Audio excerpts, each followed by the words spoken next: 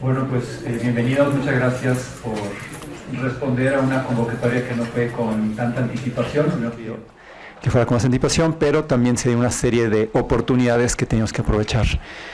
Bueno, como universidad desde hace tiempo veíamos la necesidad de poder reflexionar en un tema que realmente pues nos toca a todos, es una realidad que vivimos, que es todo el tema de la realidad de género. Constantemente tenemos que abordar el tema, tanto en el trato personal, en situaciones, y lo más importante es, y a veces como que quisiéramos ir más fácil, sería cuál es la postura institucional. Pero la postura institucional es la búsqueda del bien de las personas. O sea, cuál es poner a la persona al centro, qué es lo mejor para la persona, qué es la verdad, y eso es lo que queremos encontrar. Y eso, pues hay que buscarlo. Sería una osadía como decir yo digo qué es lo que hay que hacer, ¿no? O sea, como universidad pues es la búsqueda de la verdad. Por lo tanto, pues lo que queremos es más bien dedicar, va a ser una serie de 3 encuentros, ahora tendremos con el padre Marcelo, y en octubre, si Dios quiere, tendríamos con Marta Rodríguez, que es una experta en temas de género, que trabaja en la ciudad de Roma, en el Vaticano, en el Dicasterio de la Mujer.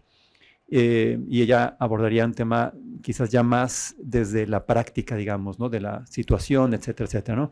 Pero ahora nos acompaña el padre Marcelo, que nos va a hacer favor de dar esta primera parte, que es sobre todo la introducción antropológica.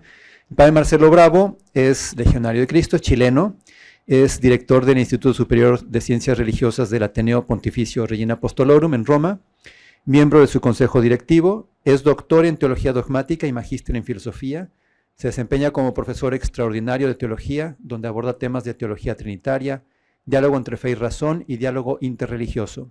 Asimismo, es profesor de antropología y visión cristiana del mundo en la Facultad de Psicología de la Universidad Europea de Roma.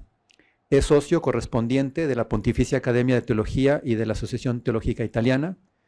Desde hace varios años participa activamente en la reflexión sobre la identidad católica de las universidades pertenecientes a la red de universidades del Regnum Christi, la RIU. En este ámbito participa activamente en el curso de verano Christianity and Culture, que el Ateneo ofrece a los académicos y directivos de la RIU. Autor de diversas publicaciones en italiano en el ámbito de la teología, prepara actualmente la traducción al español de una de sus obras, Cristianismo, de la esencia de la fe a la existencia cristiana. Le agradecemos mucho, padre, y adelante. Bueno, pues buenos días. Estoy súper emocionado, tengo que decirlo. El miedo que tengo yo aquí ahora es decir cosas que son descontadas, ¿no? Y en cierto sentido la filosofía es la ciencia de lo obvio, ¿no? Pero es tan obvio que muchas veces lo descartamos como parte de nuestro horizonte de reflexión. Entonces, lo que yo les voy a ofrecer, espero poder completar todo lo que tenía pensado decirles, si no, pues 20 minutos antes, José, si me puedes indicar para donde nos quedamos y comenzamos un diálogo. Ojalá podamos tener un diálogo anterior o iniciar con una reflexión que implica un diálogo constructivo sobre un tema que no está resuelto porque muchas veces hay elementos que impiden que se pueda reflexionar serenamente sobre estos argumentos y en concreto sobre no sobre la ideología de género, sino sobre el problema que está detrás y que la ideología de género pone en evidencia, ¿no? Porque vamos a explicar, les voy a proponer mi punto de vista sobre la ideología en cuanto tal, para poder después darnos cuenta de que incluso aquellas ideologías que puedan ser alejadas de nuestro modo de pensar, pues ofrecen respuestas a problemas reales, ¿no? Entonces nosotros no tenemos que centrarnos en atacar una ideología, sino tenemos que tratar de evidenciar cuál es el problema y cómo podemos nosotros desde la universidad, ¿no?, poder afrontarlos. Entonces, aquí tienen, dejo un momento para que puedan descargar el PDF de mi conferencia y así ya se pueden, dice, ya sé de qué va a hablar el profesor. Tendría que funcionar, si alguno no funciona buscamos otro método. Bien. ¿Ya estamos todos? Creo que casi ya.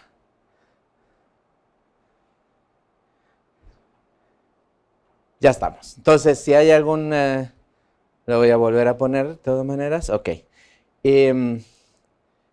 Aquí tenemos esto, sí. Ok. Digamos, básicamente los temas de mi conferencia son los que están expuestos aquí.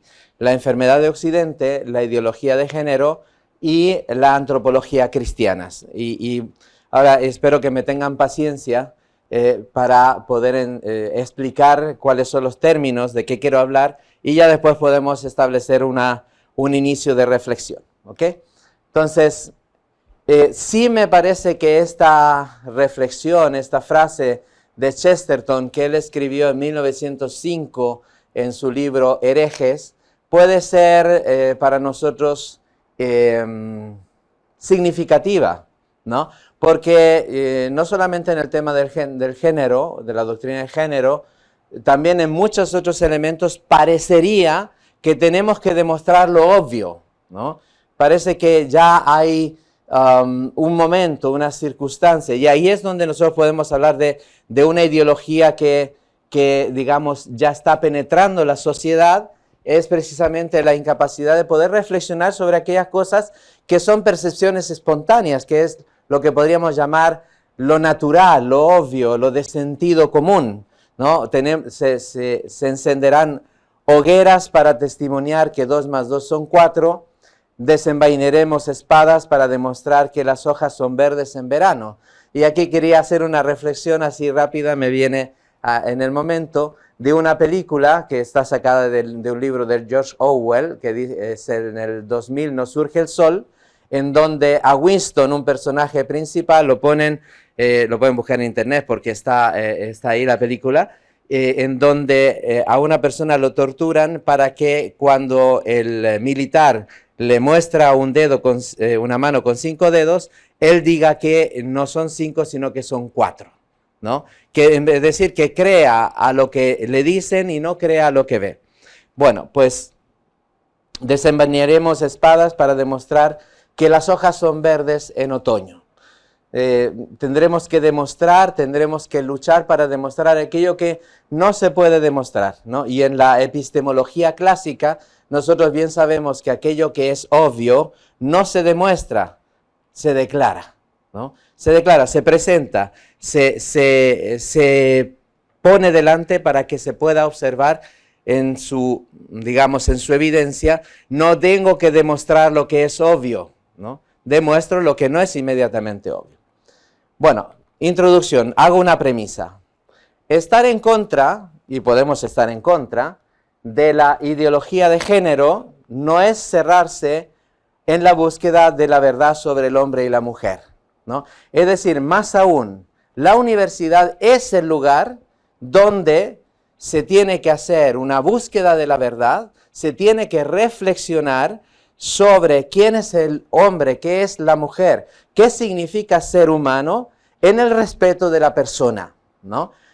Tenemos que hacerlo, es nuestra misión, es nuestro trabajo, también porque nosotros podemos observar el problema de la relación entre hombre y mujer, los sexos, los roles, los géneros, desde una perspectiva multidisciplinar, ¿no? Aquí tenemos filósofos, tenemos médicos, tenemos psicólogos, tendremos sociólogos o tenemos personas que pueden aportar cada uno desde su perspectiva para poder comprender un problema que sí es complejo, ¿no? Entonces tenemos que huir de respuestas simplistas, de respuestas superficiales. Y estas respuestas superficiales pueden venir sea desde, vamos a decirlo claramente, desde una perspectiva católica, ¿no? Yo soy un católico, para mí estas cosas ya están resueltas desde hace tiempo y digo, no se puede discutir de esto, ¿no? Que sería un modo de superficialidad, de simplismo y también de miedo, ¿no? No discuto, no me comprometo a buscar la verdad por el miedo a no tener respuestas, ¿no? Y también desde la otra perspectiva de uno que por motivos ideológicos, por motivos, digamos, propagandísticos, propone una ideología, ¿no? Nosotros tenemos que saber desembarazarnos en la medida de lo posible de este tipo de prejuicios, digo en la medida de lo posible porque ya se nos ha demostrado con Gadamer que el prejuicio siempre va a estar, la precomprensión siempre va a estar. Yo tengo que tomar conciencia de mis precomprensiones, en el caso mío personal, mis precomprensiones cristianas, ¿no? Y saberlas de alguna manera, comprenderlas y superarlas. La universidad ha sido y está llamada, dice Ratzinger, a ser la casa donde se busca la verdad propia de la persona humana, ¿no? La búsqueda de la verdad. Y aquí voy a lanzar una bomba, ¿no? Porque lo vamos a ver un poquito más adelante con un autor mío, no lo digo yo, ya lo comenté el año pasado con el Consejo Superior, el Consejo Académico, un autor de nombre Jean Danielou, vamos a colocar, sobre la traición de los intelectuales, ¿no? Escribió un libro que yo he traducido al español, está en francés, está en italiano, pero no estaba en español, me faltan solamente los permisos de publicación, que yo creo que me los voy a saltar, ¿no? Si alguien después me exige de todo lo que voy a ganar por la publicación de ese libro, pues pagaré también al abogado para que me defienda, pero bueno. El libro es muy bonito, es un libro pequeñito que se llama La traición, la cultura traicionada por los suyos, por los intelectuales. Y en cierto sentido nosotros tenemos que estar atentos dentro del contexto universitario al tema de la traición de los intelectuales. ¿Cómo traiciona la vocación a la verdad un intelectual cuando se dedica a la promoción de ideologías? Y tenemos que reconocer que desgraciadamente la universidad, la academia, en el pasado se convirtió en una promotora de ideologías, de propaganda, ¿no?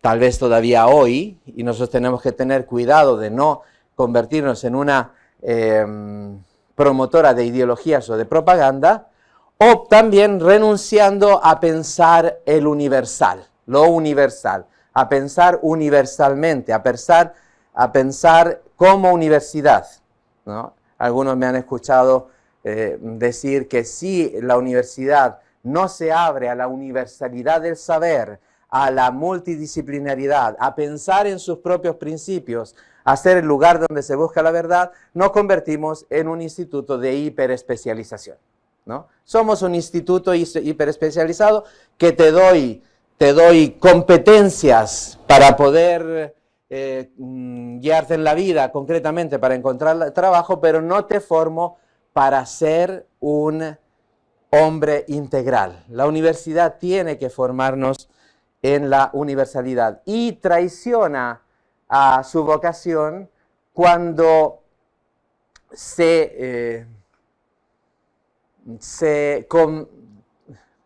¿cómo se diría? Que me vienen las palabras en italiano, pido disculpas. Cuando yo me conformo, con un saber fragmentario, ¿no? Es decir, no, pues yo soy odontólogo. Salude aquí a nuestro profesor de odontología, allá. Y soy odontólogo y a mí solamente me interesa eso y yo soy universitario. No, a mí no me hablen de grandes sistemas, a mí no me hablen de problemas. Yo quiero que el muchacho sepa hacer un trabajo, digamos, en la dentadura del otro. No quiero saber nada más. En cierto sentido, ahí también estamos traicionando nuestra vocación universitaria. Vuelvo un poquito atrás. Entonces, el Papa Ratzinger, que era un intelectual, que era un universitario, nos invita a considerar la universidad como la casa donde se busca la verdad. Y la verdad, como dice Papa Benedicto, sobre el ser humano, ¿no? Tenemos que buscar la verdad sobre el ser humano. Y lo primero que tenemos que reflexionar es sobre la insuficiencia de las respuestas parciales, ¿no? Un psicólogo, psicoterapeuta austríaco, Viktor Frankl, creo que muchos lo conocen. Él en su libro Homo Patiens hablaba del niquilismo, creo que también lo comentaba en otros libros.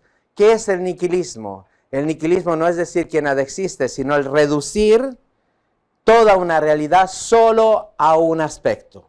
Reducir el hombre y decir que la persona humana, el ser humano, no es más que, no es más que. Y aquí está el peligro de absolutizar una respuesta parcial, ¿no? Cada uno de nosotros es súper experto, no solamente nosotros, sino también los profesores académicos que vienen a nuestras aulas. Queremos que sean los mejores, tratamos de buscar la excelencia y, sin embargo, para poder hacer eso, es lógico que tenemos que compartimentar el saber, ¿no? Y aquí es donde la comunidad académica es fundamental. Yo no soy experto en psicología, pero sé que en mi universidad se estudia este tema y no reduzco el hombre solamente a mi horizonte de comprensión, ¿no? Por ejemplo, desde el punto de vista sociológico, puedo observar la distinción de géneros solamente como un constructo social. Soy un sociólogo y digo, en el fondo, todo se reduce a construcción social. Esa sería una forma de nihilismo. Es decir, reducir toda la realidad al método y a los resultados a los que yo puedo llegar. Entonces, aquí está la apertura, ¿no? La razón ampliada, el abrirme a otros saberes, no a hiperespecializarme porque yo tengo solo una vida, pero sí a poder contar con una comunidad académica con la que puedo ampliar mi visión de la realidad, ¿no?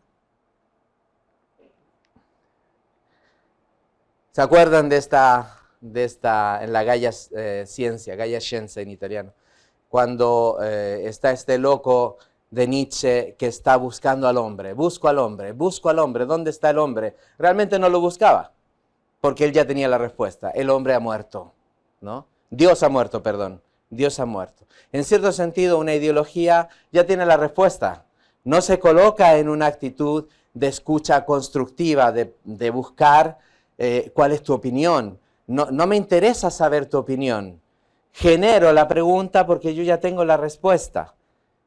El hombre ya, el loco, la ideología no busca quién es el hombre porque, según mi opinión, el hombre muere bajo el peso de las ideologías, ¿no? Y este tiene una responsabilidad importante para la universidad. Se supone que estoy en la introducción, ¿okay?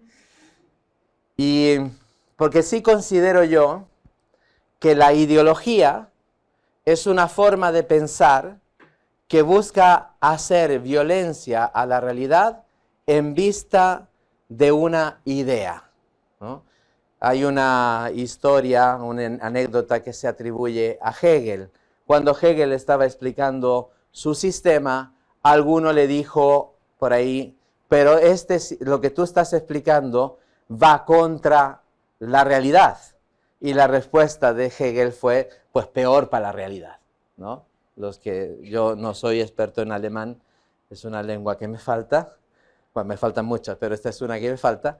Ahí tienen el texto en alemán, ¿no? Peor para la realidad, pues tanto peor para la realidad. Es decir, impongo a la realidad un modo de pensar. Eso es lo que podríamos llamar una ideología. No parte de la observación de la realidad, sino impone, o bien parte de una observación de la realidad, pero parcial. Me fijo solamente en el hombre desde una perspectiva, desde la perspectiva social, desde la perspectiva política, desde la perspectiva puramente biológica o psicológica, pero no llego realmente a comprender quién es el hombre en su complejidad y en su amplitud. Cuando se absolutiza una verdad parcial, por ejemplo, solo importa la autopercepción, ¿no? Lo que importa es cómo te percibes. Bueno, esa es podemos decir, una afirmación nihilista, una afirmación reduccionista, porque el hombre no es solamente lo que se percibe, ¿no? El hombre es mucho más rico, es mucho más grande de lo que yo pueda percibir. Y gracias a Dios, ¿no?, que existen modos de acompañar a una persona para que pueda salir de esa autopercepción solipsista para abrirse a otras dimensiones de su realidad, ¿no? Si uno dijera a un niño, a su hijo, tú eres solamente eso que logras percibir, pues ¿dónde está la educación? ¿Dónde está el crecimiento? ¿Dónde está el desarrollo? ¿Dónde está la posibilidad de poner a este niño en condiciones de poder enriquecer su percepción. También se puede hablar de ideología cuando se proyecta un esquema reducido sobre la totalidad, ¿no? Solo las ciencias explican qué es el hombre, ¿no? La filosofía, eso es literatura, ¿no? Como si fuera mala la literatura, por otro lado, ¿no? Puede decirme la literatura cosas sobre el hombre que las ciencias no son capaces de percibir. O más bien considerar la ideología como una superestructura que justifica el status quo. Ustedes saben que esta es la crítica marxista a la sociedad burguesa, pero en cierto sentido podemos decir que la dialéctica marxista se comporta como una superestructura, ¿no? Critica a la visión capitalista, pero de hecho el análisis marxista genera una serie de sobreestructuras para justificar el status quo. Bueno, eso ya se los comenté. La última cosa que quería decirles antes de entrar en el tema de la ideología de género es, y esta es una percepción muy personal, y es que una sociedad que se construye al margen de Dios, al margen de la trascendencia, ¿no? No solamente genera una cultura atea, sino una cultura inhumana, ¿no? Hay un texto de Chesterton que decía, cada vez que se intentó quitar la tiara de la cabeza del hombre, le arrancaron la cabeza, ¿no? Le arrancaron, se vuelve inhumana. ¿Por qué? Porque realmente no puedo entender al hombre solo desde el hombre, ¿no? Esto es como el teorema de Gödel, pero aplicado a la explicación del hombre, de quién es el hombre. Para poder entender al hombre tengo que trascender al hombre, verlo desde más alto. Y este es un librito, un opúsculo de Romano Guardini, que se titula, en español lo han titulado, Quien sabe de Dios conoce al hombre. Y realmente tratar de explicar quién es el hombre solamente a partir de su condición profana, históricamente se ha demostrado como insuficiente, ¿no? Más bien incluso inhumana. Y considero que estamos asistiendo al derrumbe de una sociedad que se construye sin Dios. No es una casualidad, aunque se podría discutir este tema, que los lugares más peligrosos de Santiago son los lugares donde hay menos práctica religiosa, ¿no? Desgraciadamente La Pintana creo que es la comuna de Santiago donde hay menos práctica religiosa, donde hay menos referencia a Dios y donde es más peligroso vivir. Una opinión personal. Segundo tema que quería presentarles es como para decirle las circunstancias en donde se coloca, según mi opinión, la ideología de género. Y se refiere a una situación histórica de progresiva enfermedad de Occidente, ¿no? Occidente se ha ido enfermando en sus dimensiones fundamentales. La idea la tomo de este autor que ya les cité, que se llama Jean Danielou, un teólogo del Concilio Vaticano II, muy famoso en los ámbitos culturales franceses después de la Segunda Guerra Mundial. Y esa enfermedad toca también a la Iglesia, ¿no? No es solo, la Iglesia es solidaria con la sociedad. Y él decía que la modernidad estaba enferma del corazón, ¿no? Esta modernidad que presentaba un mundo sin caridad, ¿no? Un universo racionalista, cientificista, donde lo que primaba era la epogé positivista, es decir, yo tengo que poner entre paréntesis mis emociones, mis sentimientos, mis prejuicios, para observar la realidad lo más objetiva posible, ¿no? Y ahí no tuvimos que esperar a Gadamer para que se nos dijera que esto es imposible, porque el querer tener una objetividad total es también un prejuicio, ¿no? Y la objetividad, sobre todo cuando se trata de las ciencias del espíritu, ¿no? Las realidades que son en comprender quién es el hombre, no puedo observarlo con absoluta objetividad si no entro en empatía, ¿no? Entonces la empatía se convierte en algo fundamental para poder estudiar quién es el hombre. Bueno, en la modernidad, la enfermedad del corazón era la ética del deber kantiano, el deber por el deber, la moral sin amor, la misma reducción de la espiritualidad y de la religión a la esfera moral, ¿no? Kant decía en La religión es dentro de los límites de la razón que la religión es una forma inferior de moralidad, ¿no? Porque la forma superior es la moral por el deber, mientras que la religión era la moral por la búsqueda del premio o por el miedo al castigo. De todas maneras, el hombre se comportaba moralmente, pero la espiritualidad se reducía a eso, cuando la espiritualidad es mucho más profunda.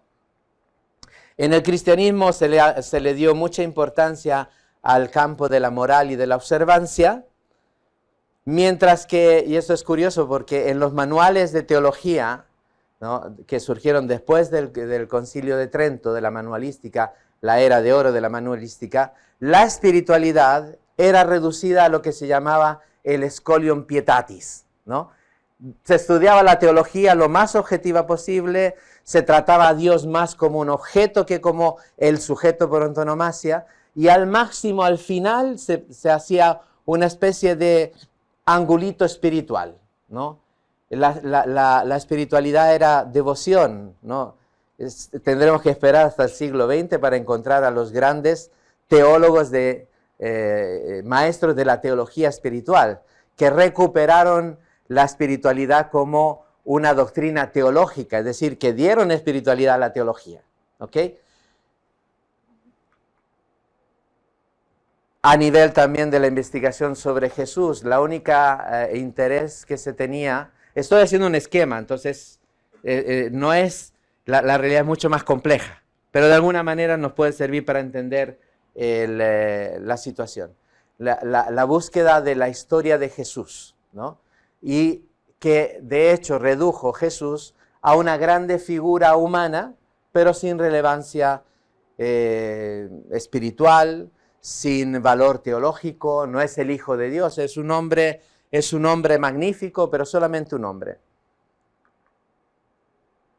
También en cierto sentido, este es un mensaje más para los que más adeptos al tema, ¿no? El antimodernismo, la lucha contra el modernismo en el siglo XX fue necesaria, pero fue una especie de victoria pírrica, porque impidió, digamos, el afrontar muchos temas que hoy en día nos están creando problemas a nivel teológico. La crisis de la modernidad. Si en la modernidad lo que estaba enfermo era el corazón, en el paso a la posmodernidad lo que se enferma es la inteligencia, ¿no? La inteligencia. Es el periodo en el que surgen ideologías irracionalistas, ¿no? O bien utopías sociales, el existencialismo sartreano, el amor sin reglas, ¿no? Lo importante es el amor, no importa la razón. La razón es enemiga de esta, en italiano se dice slancio, de esta existencia, vamos a decirlo así, romántica, ¿no? Donde lo que importa es la sensación, el probar, el amar, no importa si realmente es ético o no ético, si va contra la razón o no va contra la razón. Y en cierto sentido también la dialéctica marxista, que crea una situación que impone la realidad y que hace violencia a la realidad. Si por un lado en el existencialismo sartreano tenemos un amor sin moral, en la dialéctica marxista tenemos un compromiso social que sacrifica de hecho al individuo, ¿no?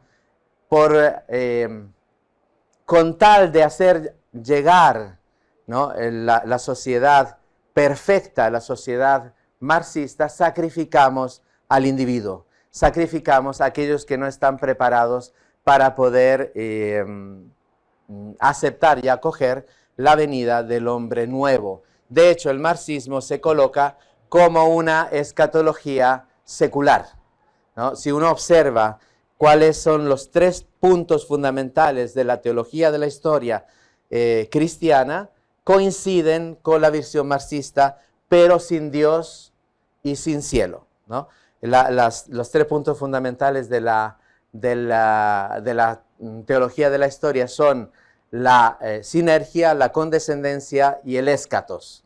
La sinergia, ¿no? Es decir, el progreso de la historia no es fruto solamente de la acción de Dios, sino también del hombre, ¿no? que actúa juntamente con Dios en esta historia de la salvación, ¿no? Gracias a la sinergia, el hombre no construye a sí mismo, lejos de Dios, pero tampoco es un monigote que es tirado como el perro de la carreta del destino, ¿no?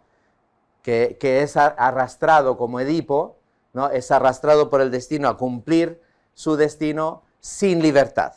No, la primera elemento de la teología de la historia es precisamente la sinergia.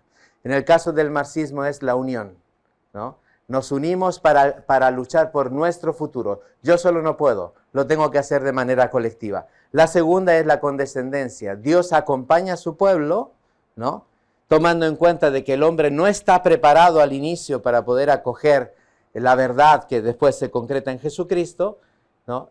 Entonces tengo que acompañarlo a lo largo de una historia que tiene contradicciones. Uno lee la Biblia y se encuentra que hay muchas cosas que son contradictorias, que hoy en día no podríamos aceptar. Eso manifiesta precisamente esa condescendencia, ¿no? En el marxismo la condescendencia es, dado que todos no están preparados para poder construir el mundo futuro, pues tengo que reeducar, ¿no? Tengo que limitar, tengo que quitar las libertades de algunos para que se pueda venir el mundo futuro. Y el eschatos, lo que dice la venida del reino, ¿no? El único paraíso al que el hombre puede aspirar, dice Marx, es el que podrá construir con sus propias manos, ¿no? Entonces, dejamos a Dios fuera del horizonte, mutilamos esa dimensión del hombre, que es una dimensión humana, lo comentaba con algunos de derecho, ¿no?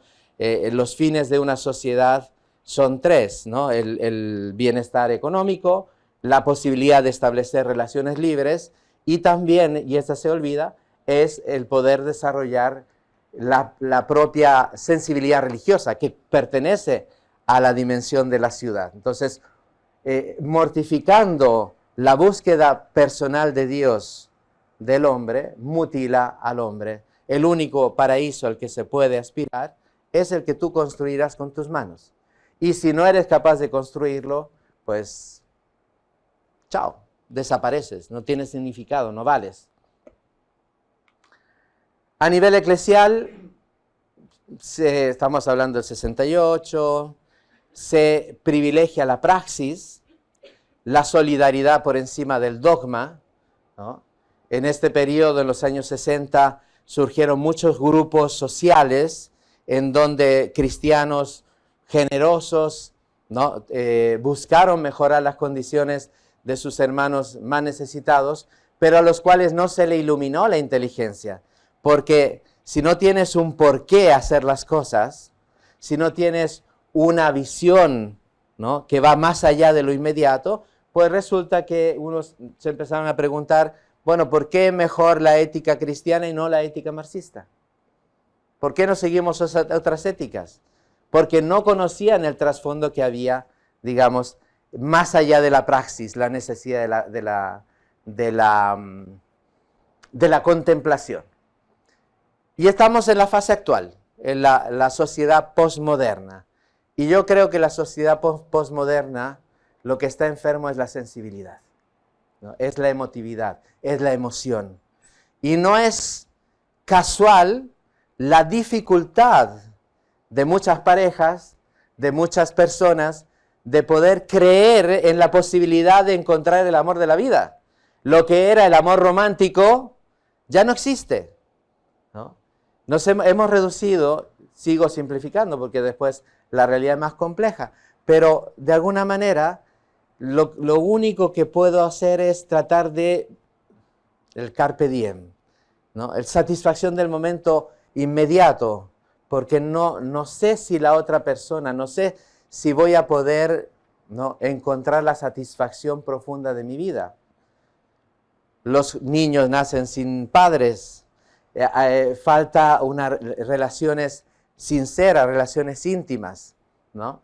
Lo único que permanece, una vez me dijo uno, yo me hago tatuajes porque lo único que permanece, lo único que me va a quedar, el tatuaje, ¿no? Porque ya ni siquiera las relaciones las voy a poder mantener. El sentir sin amar, ¿no? La búsqueda de la sensación, del sentir sin preocuparme de construir porque no tengo futuro. En cierto sentido, ahí donde no hay proyección, ahí donde no hay amor por algo, ¿no? El saber que algo vale la pena, por qué morir o por qué vivir, pues lo único que importa es el deleite inmediato. El amor romántico pierde credibilidad, se da el primado al deleite individual, al narcisismo, al emotivismo y a la aoridad. Aoridad es un término de un libro en italiano, la adesità, que es precisamente la característica de la sociedad contemporánea. El ahora, lo quiero ahora, ¿no? No pienso en el futuro porque no sé si voy a tener un futuro. Y vivir es fantasear. La proliferación de niños que quedan viciados por videojuegos, niños que viven encerrados, ni siquiera las relaciones interpersonales son ya posibles porque todo lo vivo dentro de un contexto cerrado. No necesito salir de mi casa ya porque todo lo puedo recibir. Y voy a tratar de explicar que la ideología de género en cuanto sistema de imposición ideológica es una de las consecuencias de la enfermedad de Occidente. Y me quiero limitar a la ideología, ¿no? No estoy hablando de personas, no estoy hablando de circunstancias, no estoy hablando de puntos de vista, estoy hablando de una ideología que es concreta, que hemos tratado de darle una serie de características. La ideología de género es una ideología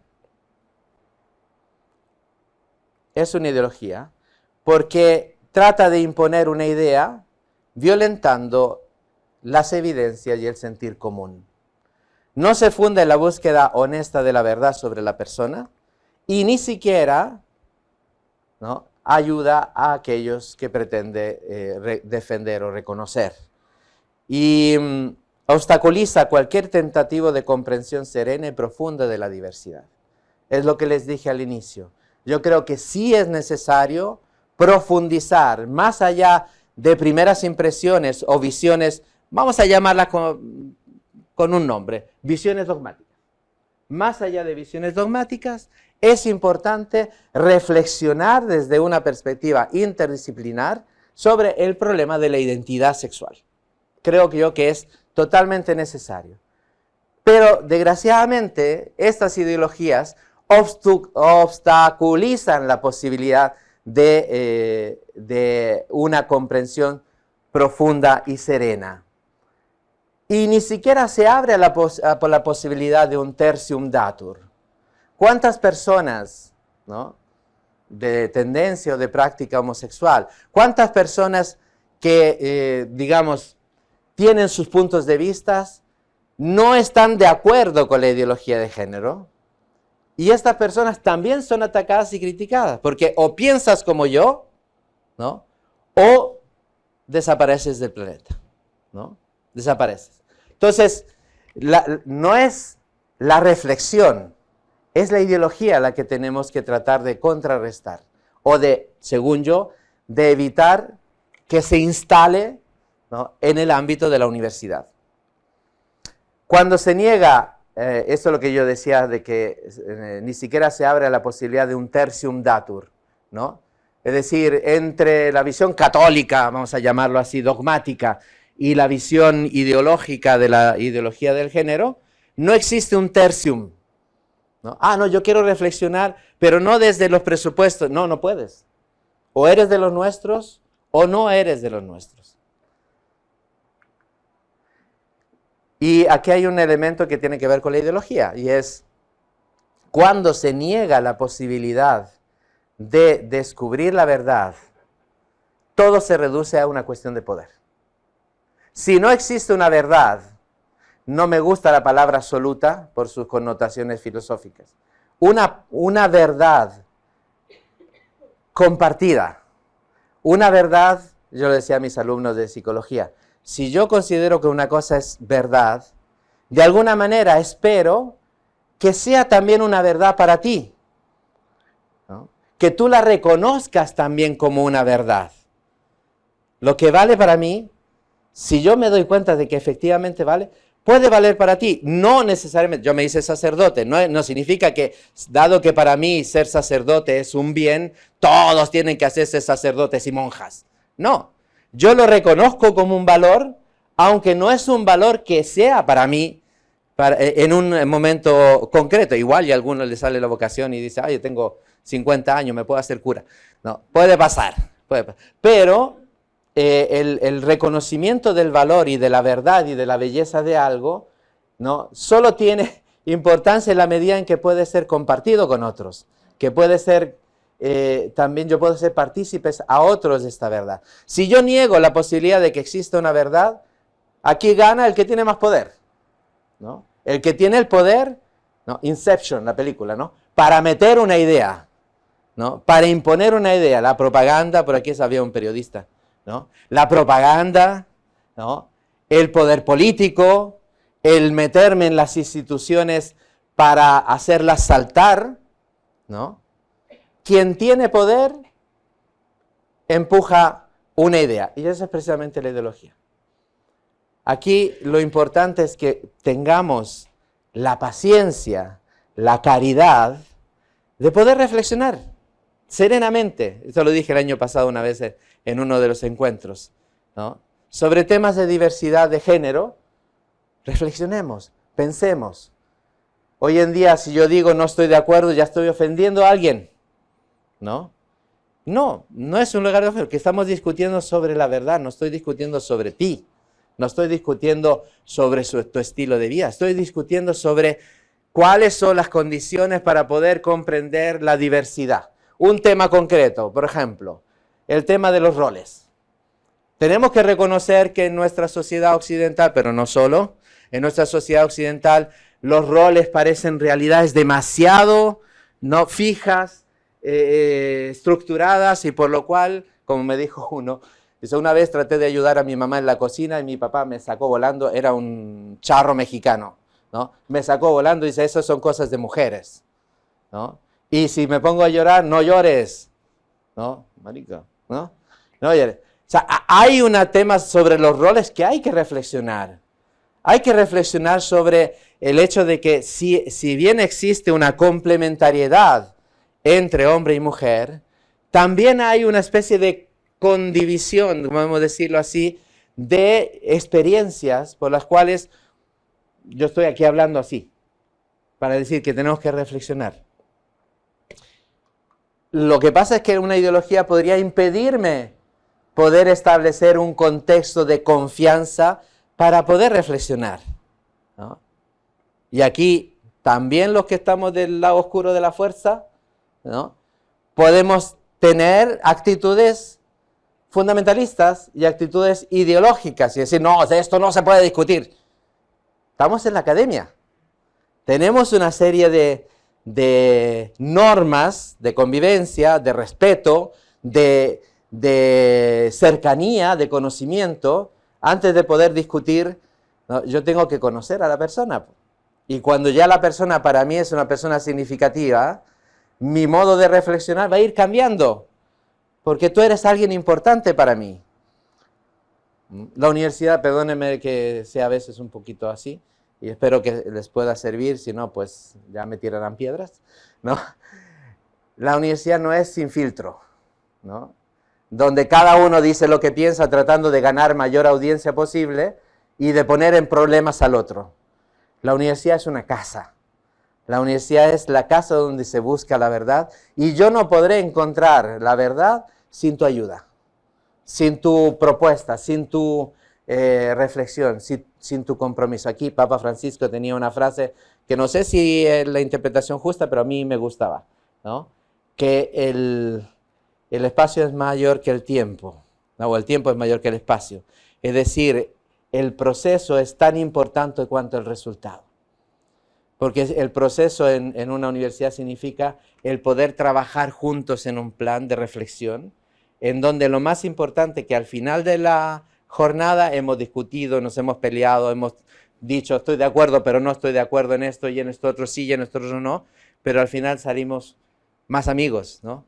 Más abiertos a escuchar al otro, ¿no? Ahí es donde el proceso es más importante que el resultado. ¿Okay? Me salto las conclusiones y voy a hacer un pequeño esquiz de filosofía.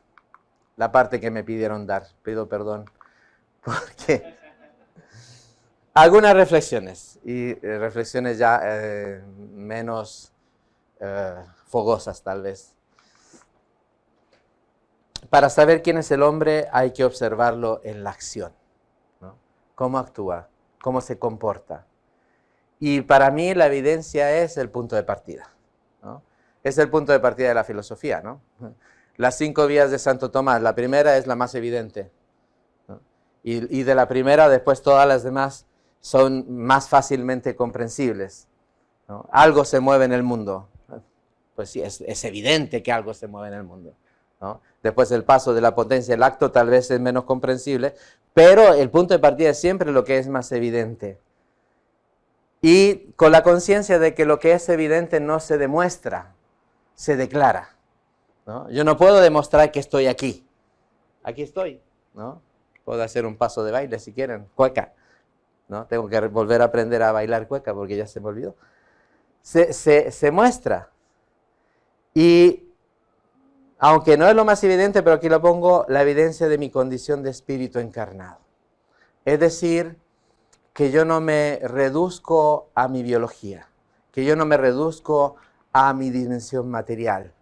Y después, seguido de eso, de que yo no estoy solo, ¿no? Existe la dualidad sexual. Existen 2 formas complementarias de existir, ¿no? Tenía alguna otra cosa más que decir aquí, pero...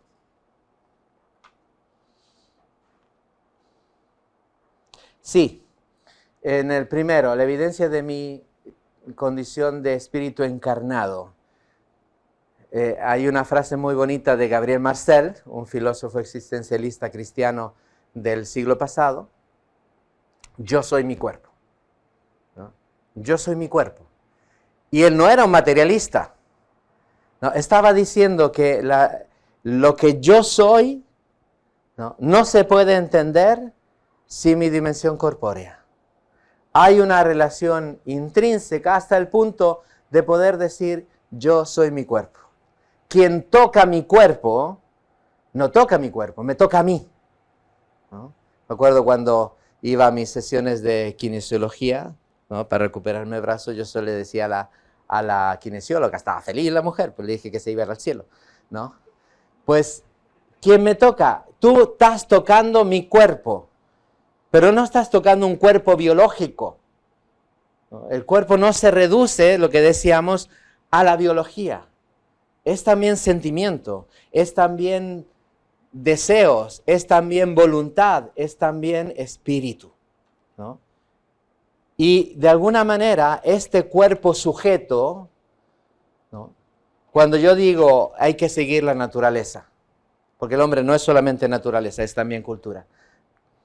En estos casos yo tengo que decir siempre que lo que yo soy como cuerpo tiene, como se dice, voz en el capítulo, ¿no?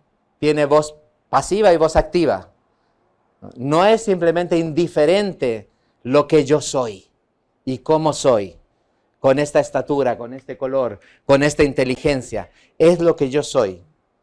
Pero no solamente soy solo, vivo en un contexto intersubjetivo con otras personas que son un modo de ser humano complementar de la misma dignidad que yo, a la que no puedo forzar a mi gusto, ¿no? Que es la complementariedad sexual.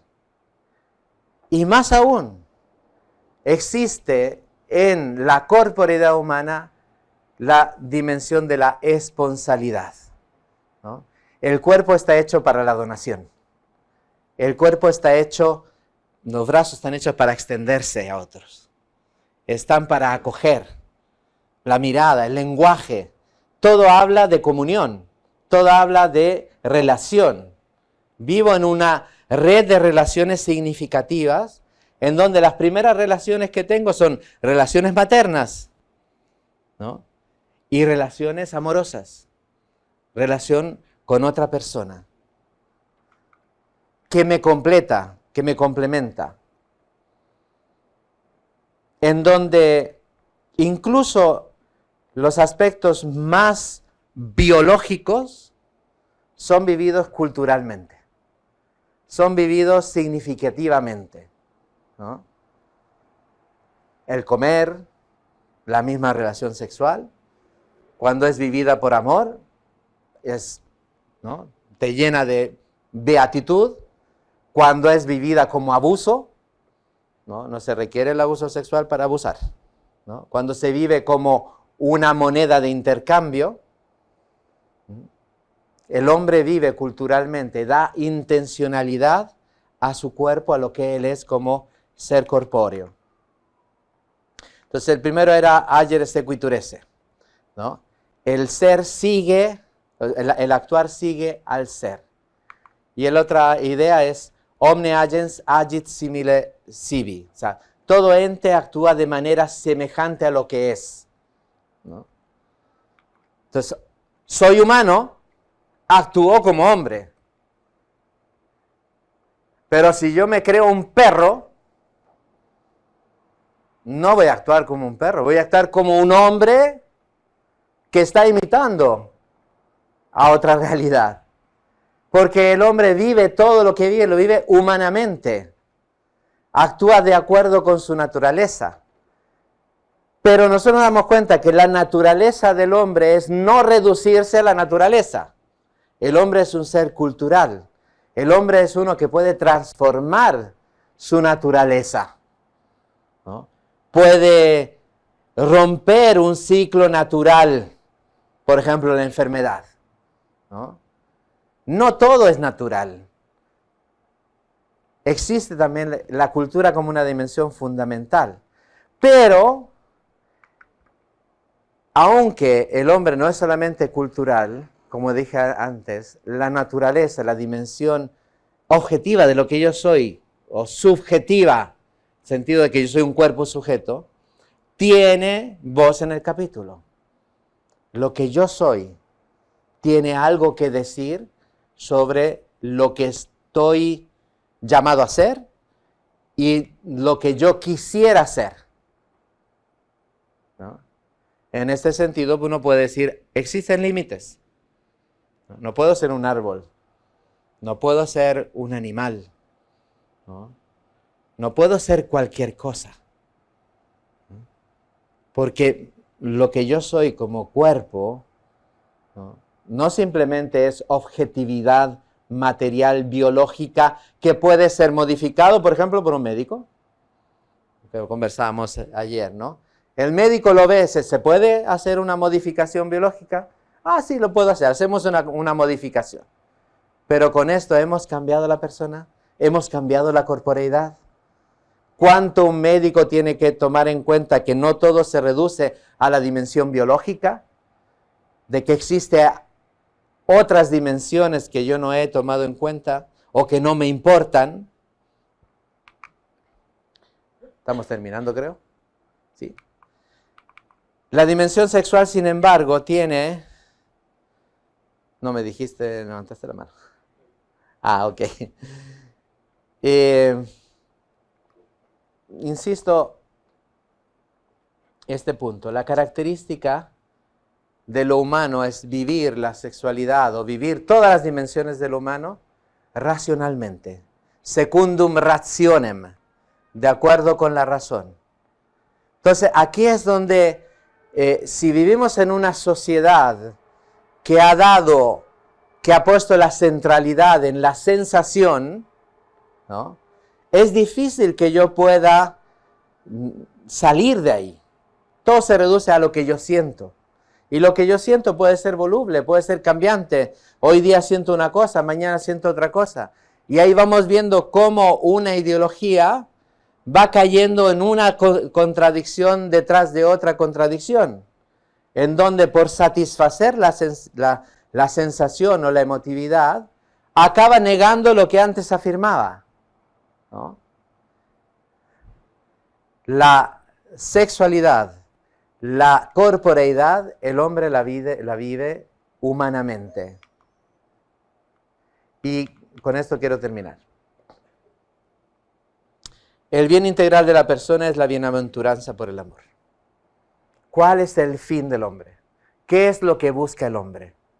Para poder decir, ¿cómo puedo ayudarlo con la cultura, con la intervención cultural, a que pueda alcanzar el fin integral de la persona?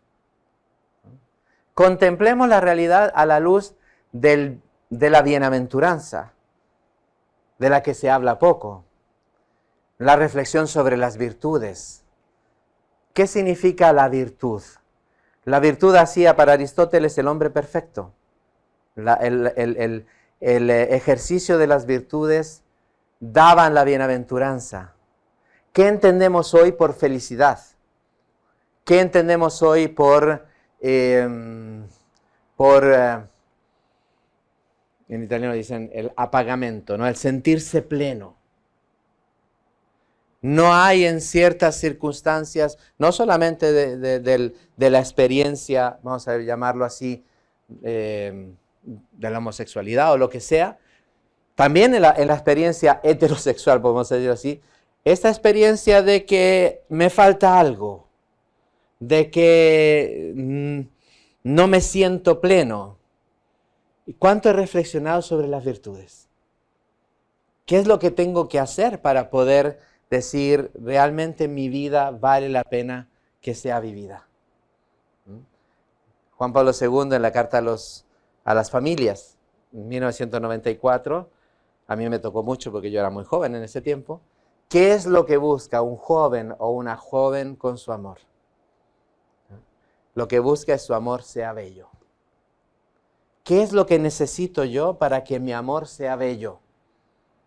¿Y cómo puedo, volviendo a presentar la belleza del amor, volver a sanar una sensibilidad herida de una sociedad que ha abandonado a sus hijos? ¿Cómo puedo sanar esa sensibilidad para que pueda orientarse a los bienes que le van a dar el ideal de su vida y el sentido y el apagamento? Y obviamente aquí, vuelvo a decir, el hombre no se cierra solamente en sí mismo, se abre a la trascendencia. La experiencia del amor. Amar es descubrir en el otro un cierto absoluto. Esa es la definición que yo doy a mis alumnos. Les pregunto, ¿qué es el amor? Todos sabemos qué es el amor. ¿Qué es? No sabemos definirlo, aunque lo vivimos, tenemos experiencia de ello. Es reconocer que el otro es un absoluto para mí. Reconocer que el otro es un valor que trasciende mi deseo. Cuánto las relaciones interpersonales, en general, en nuestra sociedad, están basadas en la búsqueda de la satisfacción personal. Y cuánto la apertura al amor, en donde yo voy a decir, yo voy a ser, como dice la canción esta, ¿no? El custodio de tus sueños, ¿no? Yo me voy a dedicar a cuidarte a ti porque tú te lo mereces, ¿no? Y eso puede ir resanando esas heridas de una sociedad herida y cuyas manifestaciones pueden ser violentas, ¿no? Pueden ser violentas, que se traducen después en ideologías, que el otro me lleva al descubrimiento de la trascendencia y de la alteridad. Se dice que los jóvenes que se alejan con la confirmación vuelven a la iglesia con el primer hijo, ¿no? Para bautizar al primer hijo. Como que el encontrar el rostro del hijo les vuelve otra vez a abrir la posibilidad de la trascendencia. Bueno, ya, vale, basta. Agradezco mucho la atención.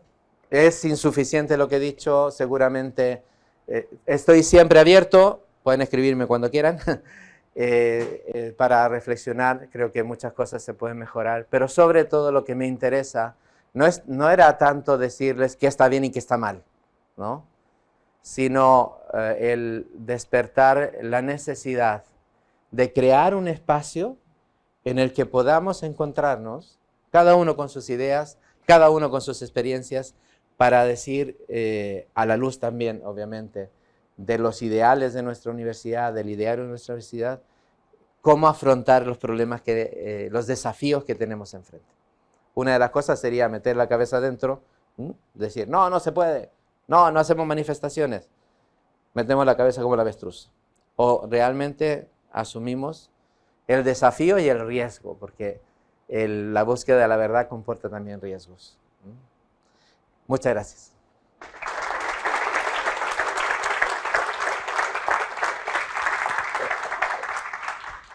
Sí, hay un tiempito para preguntas o resonancia, lo que consideren tomates, piedras, ¿no? Ataques frontales, ¿no? Funas. Cuando no hay preguntas, o ¿está todo claro o no?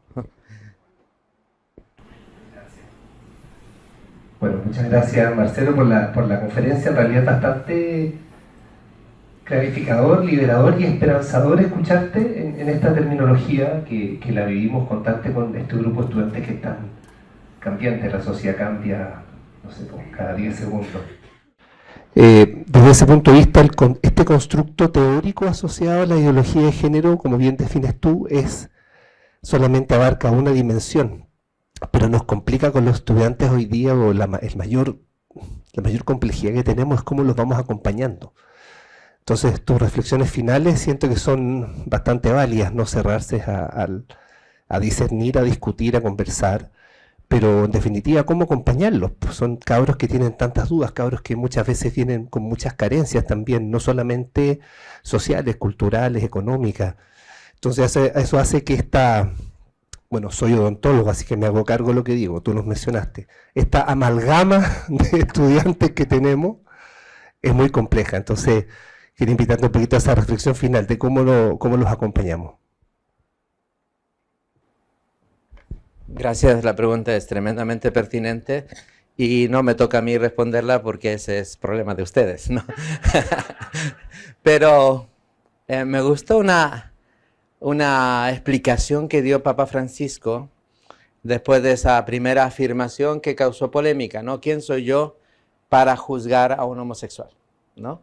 Y, Papa, ¿qué dice? Y después en su libro, Luz del Mundo, no me acuerdo cómo se llama, su libro Entrevista primero, él da una explicación y dice, lo que yo quería decir es que en el fondo primero está la persona, ¿no? Y esto es súper importante porque hoy en día somos muy sensibles al juicio de los demás. También nosotros, o sea, yo a veces cuando salgo vestido de sacerdote sé que eso va a implicar un juicio sobre mi persona, positivo, ¿no? Donde, pues, qué bonito, sacerdote, o negativo, ¿no? En España me gritaban cuervo, cuervo, pasaba por ahí, cuervo. Y a veces sí podían ser incluso hasta violentos, ¿no? Y lo importante es la persona, el interés por la persona, el esfuerzo personal por superar prejuicios, ¿no? Superar prejuicios. O sea, a mí no me corresponde, y tal vez aquí va a ser polémico del otro lado, del lado oscuro de la fuerza, no me corresponde, ¿no?, decirte inmediatamente si lo que estás haciendo está bien o está mal. A mí lo que me interesa es poder ponerme a disposición, porque iba a decir entrar en el alma. No puedo entrar porque ahí es como el Sinaí, ¿no? Te tienes que descalzar para entrar en el corazón de una persona, pero estar disponible para que esta persona pueda, ¿no?, en un diálogo, porque me reconoce como alguien significativo en su vida, y poder iluminar, dar de alguna manera orientaciones, una palabra, una semilla, no para que cambie de actitud, sino para que se ponga a pensar cuál es el bien que ya realmente me llena mi corazón. Yo creo que este es, y esto implica, y yo creo que es también otro de los elementos de Papa Francisco, que yo tengo que bajar del pedestal, ¿no? Mis alumnos llegan con muchas dudas, ¿no? Llegan con muchas inquietudes, preguntas, con muchas heridas, y llegan a esta universidad, ¿no? Con la esperanza no solamente de poder sacar un título, sino de poder, pues lo que todos buscamos, la felicidad, ¿no? Encontrar la felicidad. Y tenemos que tenerles paciencia. Tenemos que tenerles paciencia. Yo en algún caso he dicho, bueno, si quieres saber lo que opino, ahí están los libros de teología, po. No va a ser diverso lo que yo pienso, pero en estos momentos lo que importa eres tú, ¿no? Lo que tú sientes, lo que tú crees, qué es lo que hay en tu corazón. Y no nos olvidemos ahí, y aquí yo hablo también desde mi perspectiva, de que yo puedo ayudar a las personas y acompañarlas, pero yo sé que existe, yo creo en el Espíritu Santo, que puede transformar un corazón, ¿no? Y ya cuando el Espíritu Santo entra, pues hará maravillas. Yo no preveo que, o sea, no me interesa que esta persona piense como yo, sino que se abra la gracia de Dios, yo como sacerdote, ¿no? Y creo que esa es la actitud. La persona está, la centralidad de la persona, ¿no? La centralidad de la persona significa que tú eres más importante que una idea, ¿no? Idea, y aquí estamos atajando, porque aquí el problema es la ideología de género, no hace este proceso, hace violencia a las personas, ¿no? Yo no puedo hacer lo mismo al contrario, porque al final pues acabamos hablando a los que nos quieren escuchar, ¿no? Y no incidimos en el alma de los jóvenes. Entonces, Papa Francisco, bien. ¿Alguna otra pregunta, comentario, manifestación de odio? Tomates.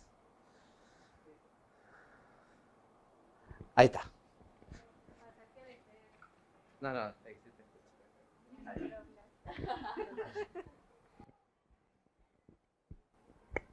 Ya, pasa que a veces con estos temas uno como que espera recetas de qué hacer, como si fuera una cosa generalizada.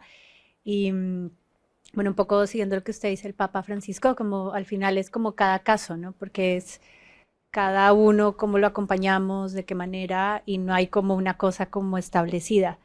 Y a veces nos da mucho miedo, como porque es un camino más largo, tener que hacerlo como de manera más, como más personalizada, ¿no?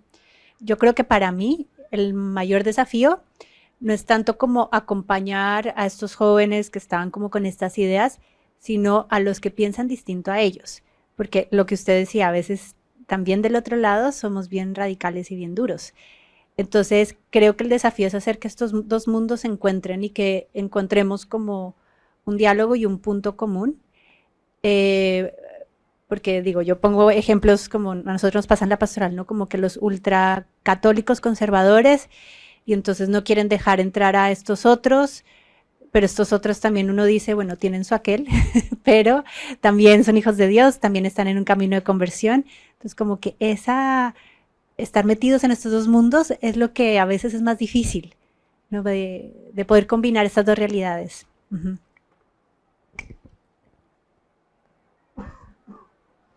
Sí, este es un tema muy interesante también.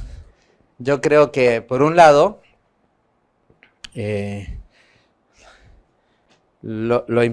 aquí también Papa Francisco tiene una expresión que me gusta y es, la iglesia es como un río, puedes estar más a la izquierda, más a la derecha, lo que importa es que estés dentro, ¿no?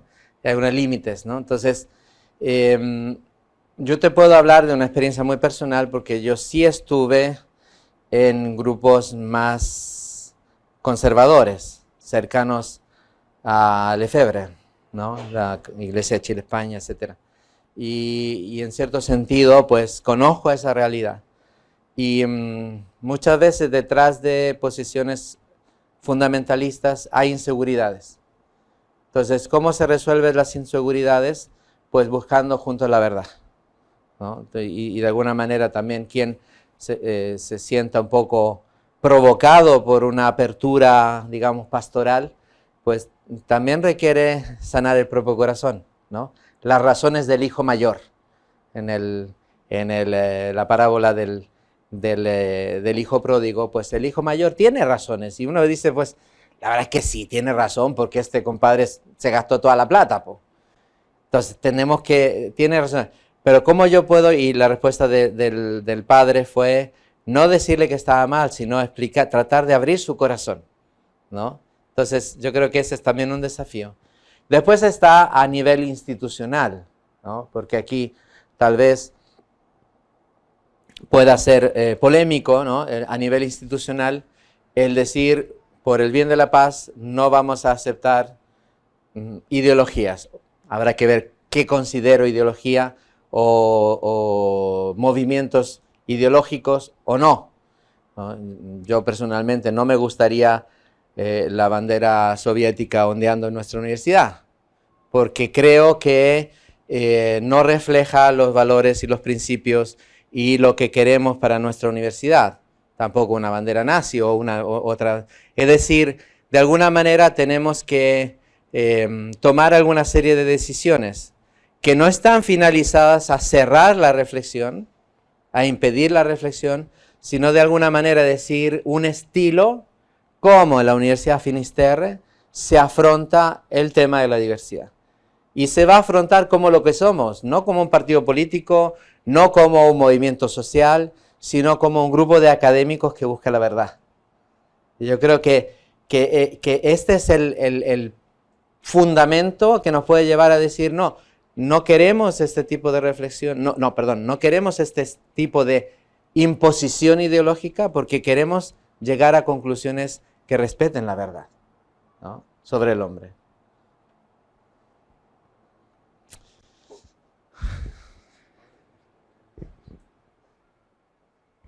Muchas gracias, yo creo que un aplauso nuevamente para Marcelo.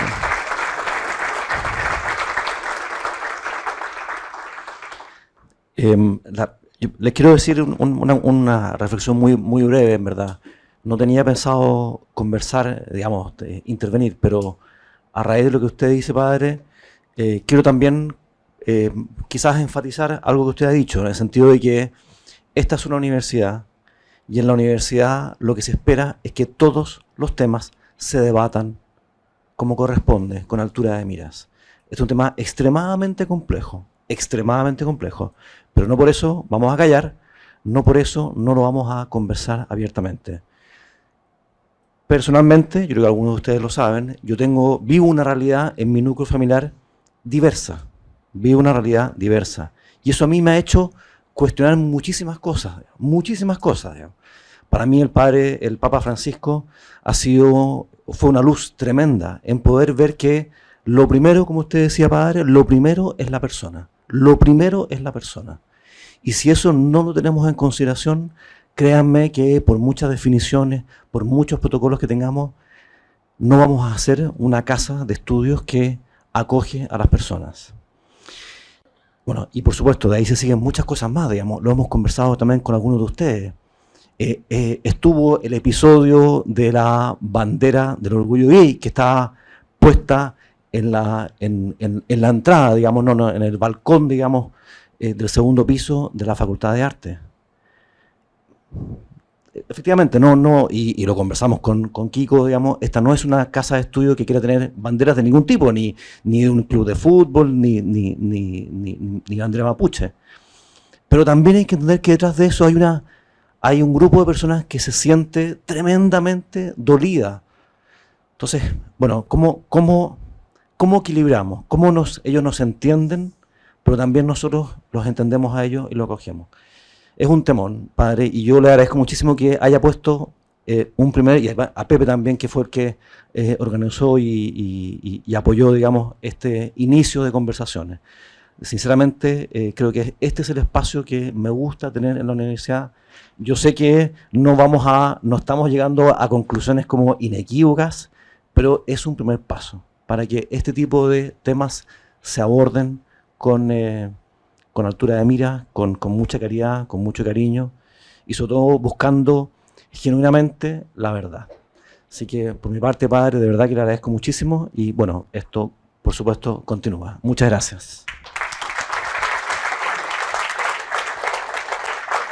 Se me había olvidado decir una cosa y tengo que agradecer mucho a Pepe y al rector por la invitación y el espacio que me han dado, porque también una confesión personal, yo he estado muchos años fuera de Chile y como que desde hace unos años, después con la muerte de mi mamá el año pasado, pues el deseo de poder colaborar en lo que se pueda, ¿no? O sea, estoy como esperando que me contraten para algo, pero no, contraten, lo hago con cariño y pro bono, pero que me inviten, así que estoy totalmente disponible para lo que quieran, también conversación, o sea, realmente quisiera sentirme uno más dentro de esta facultad, esta universidad, creo mucho en el fin de esta universidad, pero también Pai James, ¿no? Pai James está por defender su tesis doctoral, ¿no? Y es precisamente sobre el tema, ¿no?